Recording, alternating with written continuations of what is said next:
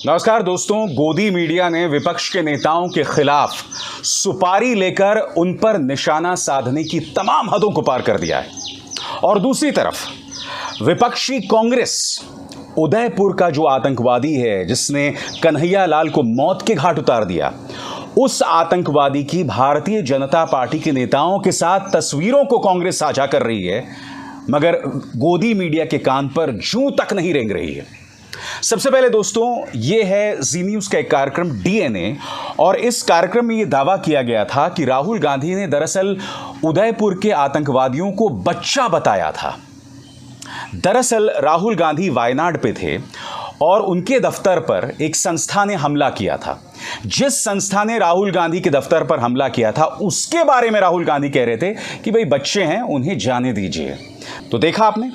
अब मैं आपको बतलाना चाहता हूं दोस्तों कि दरअसल राहुल गांधी ने कहा क्या था। राहुल गांधी ने उन आतंकवादियों के बारे में नहीं कहा था, किसी और के बारे में कहा था। अब क्या हुआ है दोस्तों कि कांग्रेस ने तेवर उग्र कर लिए हैं। अब उस चैनल को माफी मांगना पड़ रहा है। उस कार्यक्रम का जो एंकर है वो बाकायदा माफी मांग रहा है, और देख सकते हैं आप यहां पर वो बोल रहा है कि भाई ये मानवीय भूल है, माफ कर दो। इस तरह की माफी मांगी जा रही है।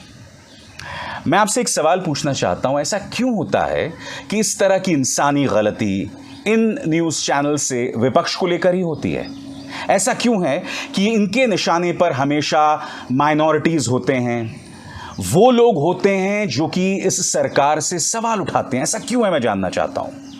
दोस्तों, मैं आपको बतलाना चाहूंगा कि कांग्रेस ने इस मुद्दे को लेकर तेवर उग्र कर लिए हैं। बाकायदा अब वो देश भर में इस चैनल के खिलाफ और भारतीय जनता पार्टी के नेताओं के खिलाफ एफआईआर करने जा रहे हैं। जी हां, सही सुना आपने दोस्तों।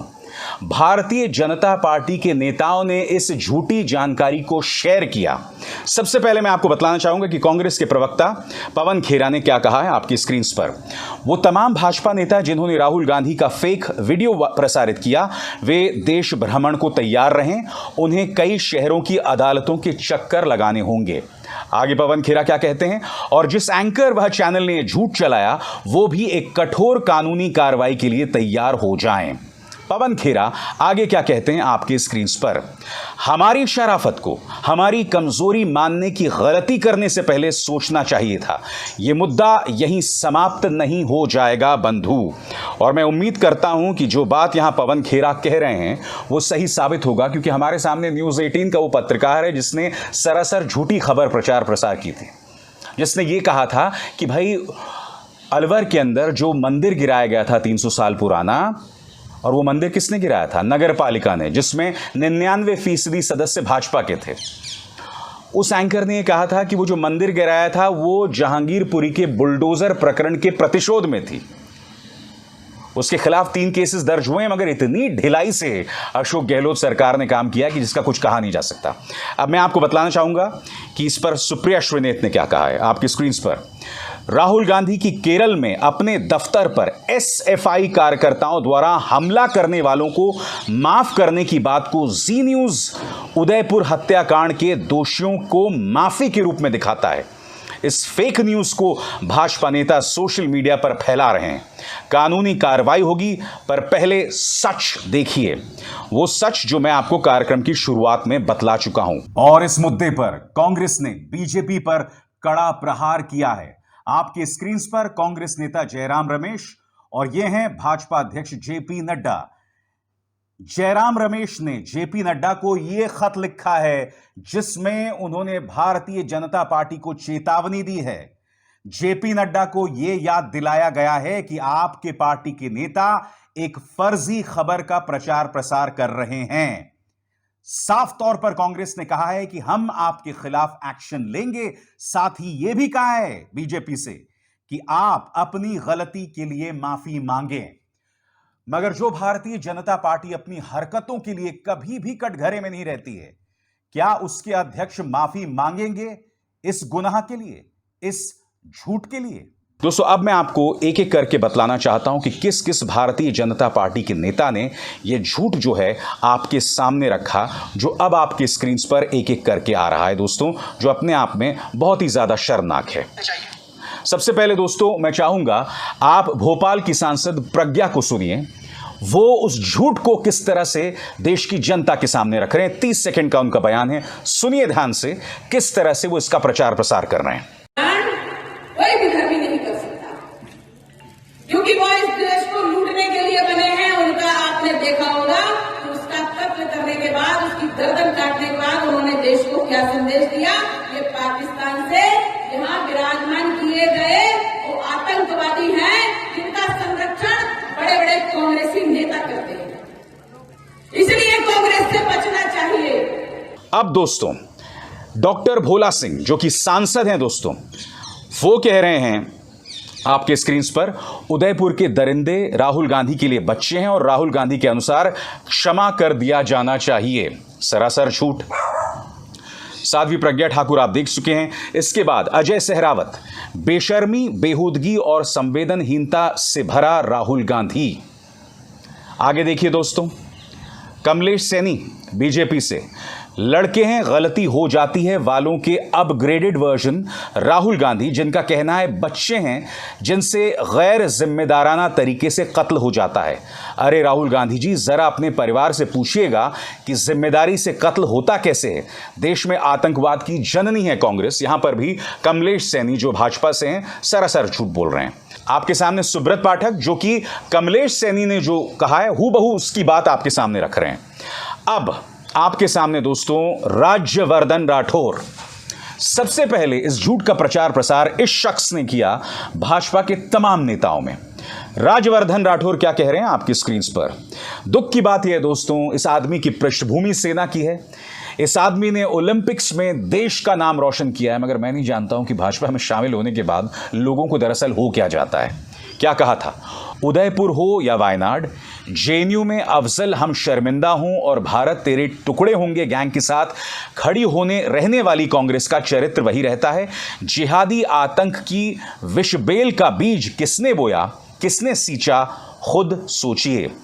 राज्यवर्धन राठौर जो है वो ये बात कह रहा है। अब मैं आपको एक बार फिर दिखलाना चाहता हूं जी न्यूज का वो एंकर जो आपको झूठी खबर प्रचार प्रसार कर रहा था, उसने क्या कहा था। कल हमारे शो डीएनए में राहुल गांधी का बयान उदयपुर की घटना से जोड़कर गलत संदर्भ में चल गया था।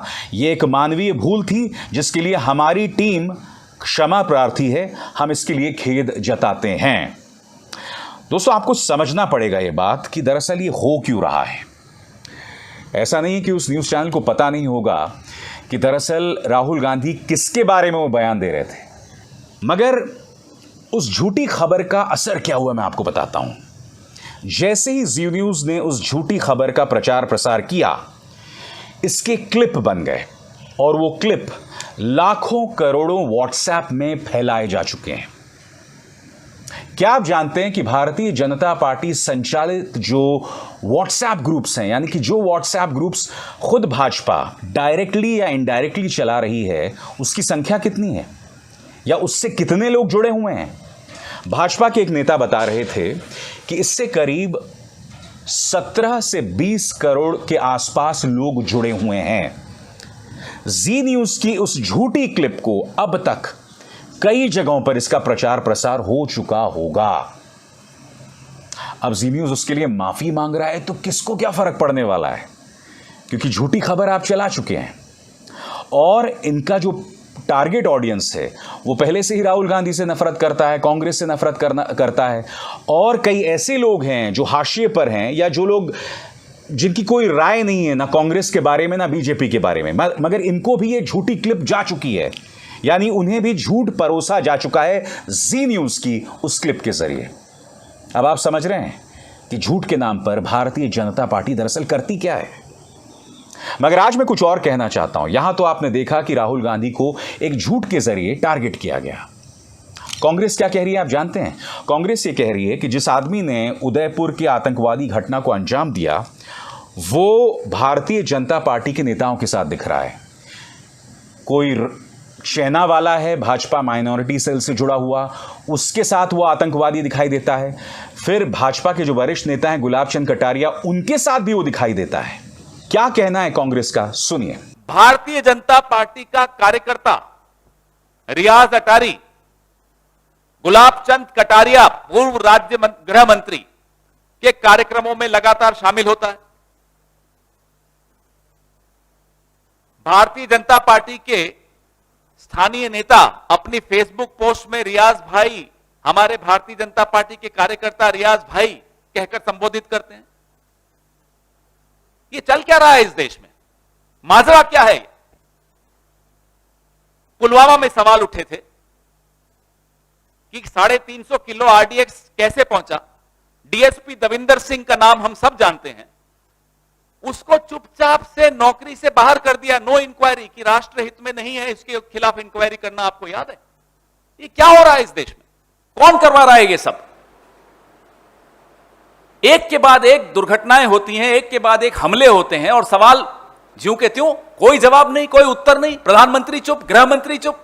दोस्तों, बाकायदा तस्वीर के साथ कांग्रेस ये बात सामने रख रही है, बाकायदा तस्वीर के साथ।